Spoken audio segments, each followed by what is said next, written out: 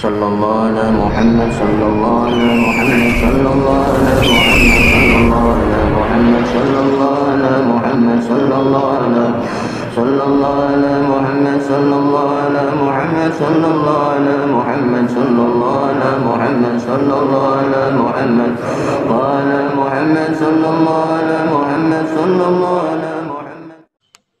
Pembahasan kita hari ini masih seputar alam gaib. Kita akan membahas jin nasab. Kemudian di akhir kita akan jelaskan bagaimana cara melepaskan diri dari jin nasab. Ikhwatal iman jin kodam. Kodam ini bahasa Arab yang artinya adalah pembantu, pelayan. Jadi jin ini sudah ditaklukkan manusia dengan azimat-azimat tertentu. Kosam, ismul azam. Yang mereka mengklaim bahwa mantra-mantra yang mereka ucapkan itu bisa menundukkan 100% bangsa jin. Padahal tidak ada yang bisa menundukkan jin 100% untuk mematuhinya kecuali hanya Nabi Sulaiman alaihi salatu wassalam. Rasulullah gimana? Rasulullah bisa, tapi Rasulullah menghormati doa yang dipanjatkan Nabi Sulaiman. Di Quran surat Sad ayat 35. Qala rabbi firli wa hab li mulka la yanbaghi li ahadin min ba'di innaka antal wahhab. Ya Allah, ampunilah aku dan anugerahkanlah kepadaku kerajaan yang tidak dimiliki oleh seorang pun sesudahku. Ya, Engkaulah yang Maha Pemberi. Lah ketika doa ini diabadikan Allah dalam Al-Quran.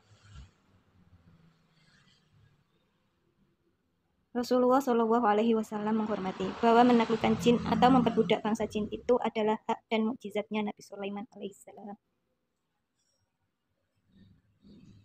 Jin nasab ini adalah jin yang mengganggu anak cucu dari orang yang pernah berkomplot dengan jin. Atau dia memiliki amalan tertentu yang bisa mengundang jin dan mengikat mereka untuk selalu ikut di kehidupannya. Tentunya ini adalah kesyirikan, meminta bantuan kepada selain Allah. Untuk ciri-cirinya sendiri, untuk tahu apa orang itu diawasi jin nasab. Pada umumnya dia sering merasakan di ulu hatinya, perutnya sering merasa tidak enak dan sering sendawa.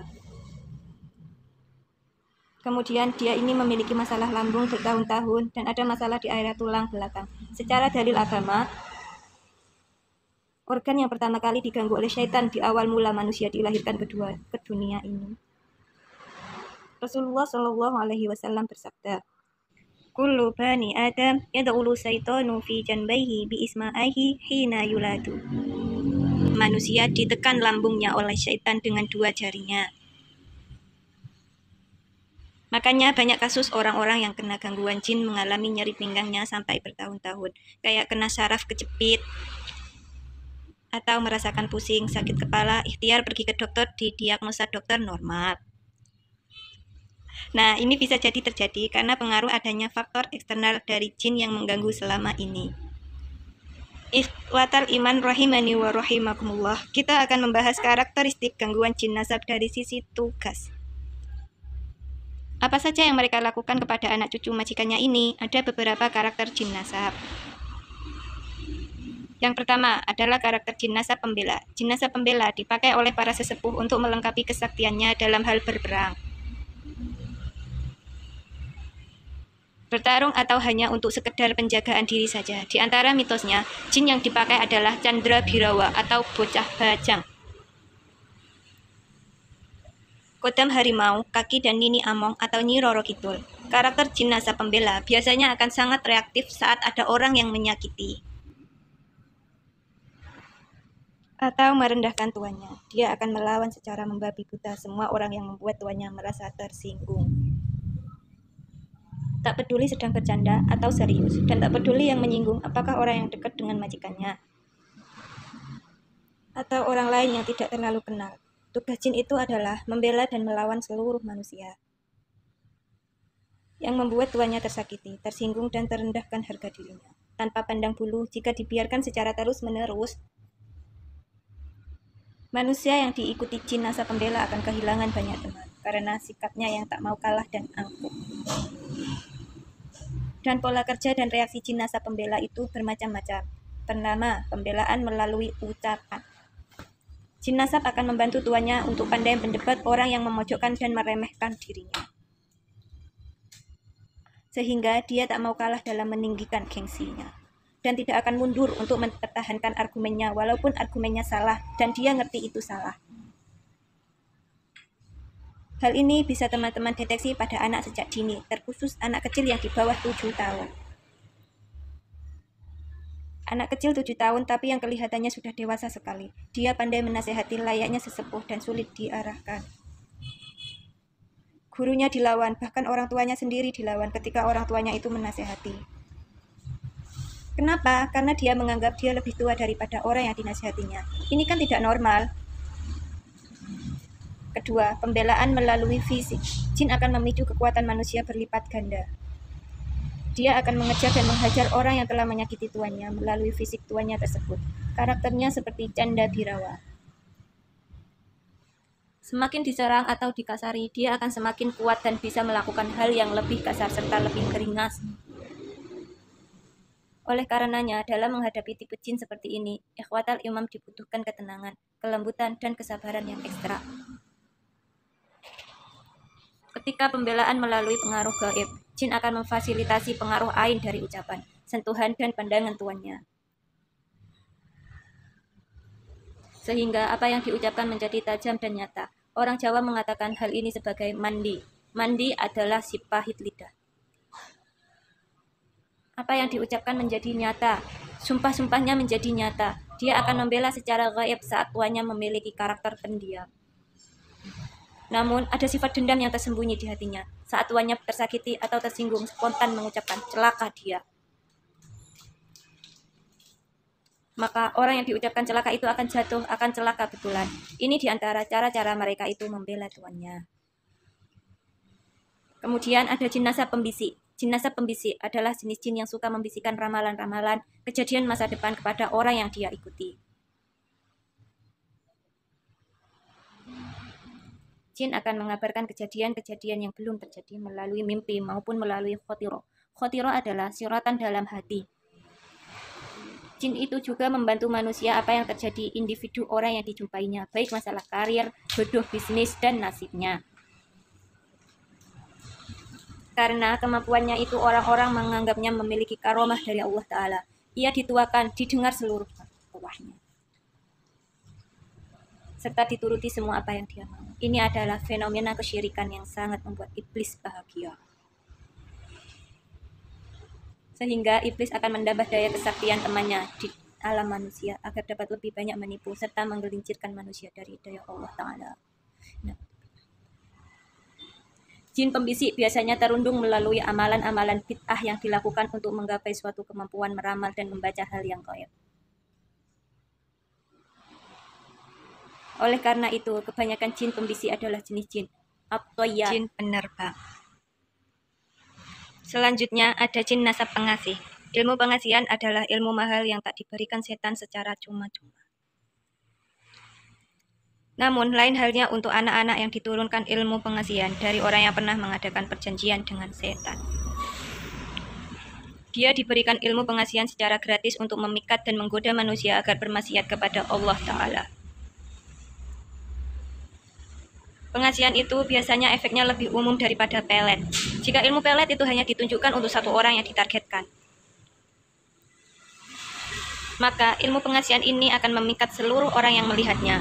Kita bisa perhatikan dengan seksama orang yang memiliki daya pengasihan. Sebenarnya dia mempunyai tampang yang biasa-biasa saja. Tidak terlalu cantik atau tidak terlalu tampan. Namun kehadiran dan sosoknya akan membuat luluh siapa saja yang berhadapan dengannya, kecuali orang-orang yang Allah rahmati dan Allah selamatkan. Dan ciri-ciri jin nasab yang menurunkan ilmu pengasihan: pertama, daya pikat sangat tinggi, percaya diri, kebelabasan, hingga tak punya malu. Hobi selfie dan bercermin, gila pujian dan selalu berhasrat untuk selalu disanjung, kejiwaan yang labil, mempunyai karakter yang tersembunyi. Kewibawaan yang sangat tinggi, yakni saat dia berbicara semua orang akan terpikat, walau dia bicara tanpa ilmu dan tanpa retorika. Wajah berubah-ubah, terkadang cantik mempesona, terkadang tua seperti nenek-nenek, terkadang bercahaya, terkadang kusam dan gelap. Yang selanjutnya, jin nasab penagih hutang. Hutang tidak selamanya dibenarkan oleh orang yang melakukan ritual perjudian dengan bangsa jin.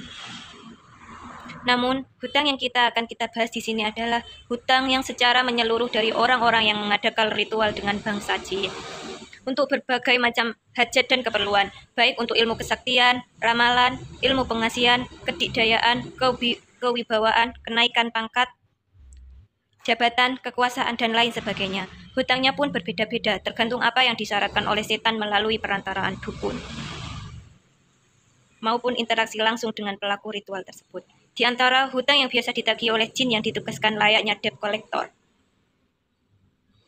adalah memoroti harta benda para ahli warisnya. Ketika orang tuanya kaya dan jaya melalui perantaraan ritual pemujaan jin, anak cucunya dikorban, akan dihambat karir, bisnis, dan usahanya. Di antara cara setan memoroti hartanya adalah setan akan membuat ahli warisnya tak fokus dalam berbisnis dan bekerja, membisikkan dalam hatinya hasrat untuk selalu menghamburkan harta. Dipancarkan hawa negatif sehingga mitra bisnisnya menjauh, mengganggu salah satu anggota keluarganya dan memicunya agar menderita sakit parah. Ada yang dibuat hartanya habis untuk biaya operasi, ada yang penyakitnya tidak sembuh-sembuh, dan ada yang pola gangguannya seperti bola berputar. Yakni jika satu sembuh yang lain sakit, sehingga harta sedikit demi sedikit ludes, habis untuk biaya pengobatan. Kemudian membuat karyawan jadi linglung, tidak fokus dan menuntut mereka untuk melakukan keteledoran serta kesalahan yang fatal ketika proses produksi. Akhirnya usaha mengalami kerugian besar dan bangkrut secara perlahan. Kedua, mengganggu anak keturunannya yang perempuan. Jin biasanya bercokol di area rahim, area yang dibuat tumbuh kista yang tak henti-henti. Walaupun sudah diambil istihadhah atau pendarahan, ada yang dibuat tidak berhasrat untuk menikah. Atau kalaupun dapat menikah, maka jin akan mengganggunya untuk susah punya keturunan. Jika ada yang bisa hamil, maka dia akan membuat emosinya tinggi dan stres, dan berefek negatif kepada janin yang dikandungnya. Saat lahir, tumbuh kembang si anak akan terhambat. Ada yang mengidap autisme, kejang, terlambat bicara, dan lain sebagainya. Yang ketiga, dia akan meneror rumah. Jin yang menagih hutang dengan meneror rumah majikannya adalah mereka yang ditugaskan untuk menjaga dan memelihara rumah tersebut. Teror dilakukan karena mereka merasa tidak dianggap lagi dan tidak pernah diberikan sesaji sepeninggal majikan lamanya. Mereka akan berusaha menakut-nakuti ahli waris atau siapapun yang menempati rumah itu.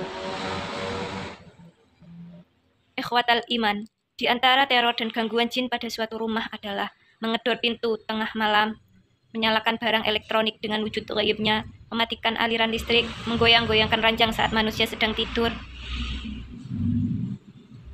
masuk ke dalam mimpi dan menyuruh manusia untuk mempersembahkan sesuatu yang dia inginkan, memadamkan lampu,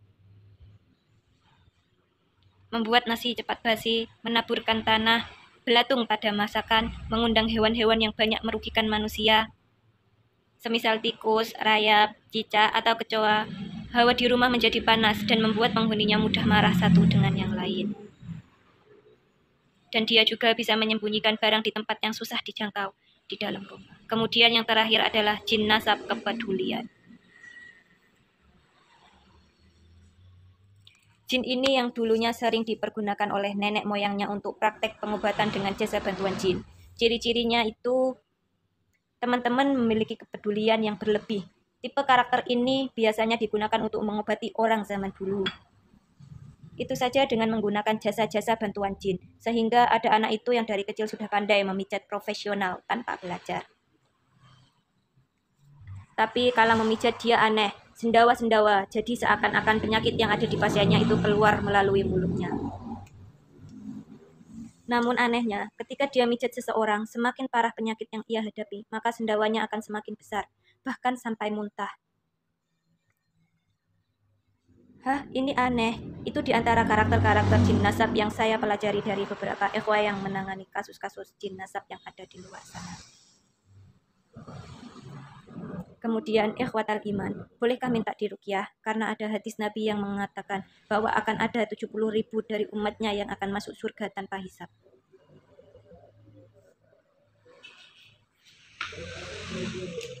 tanpa azab. Salah satu yang dilakukan oleh mereka ini adalah mereka adalah orang yang tidak minta diruqyah. Apakah tatkala orang yang minta diruqyah kesempatan untuk masuk surga tanpa hisab,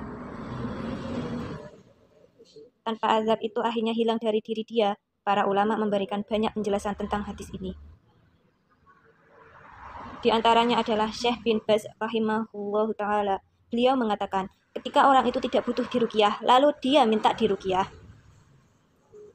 maka dialah yang akan hilang kesempatan itu dari dirinya. Tapi kalau dia benar perlu diruqyah, dia merasakan dia lemah atau dia tidak mampu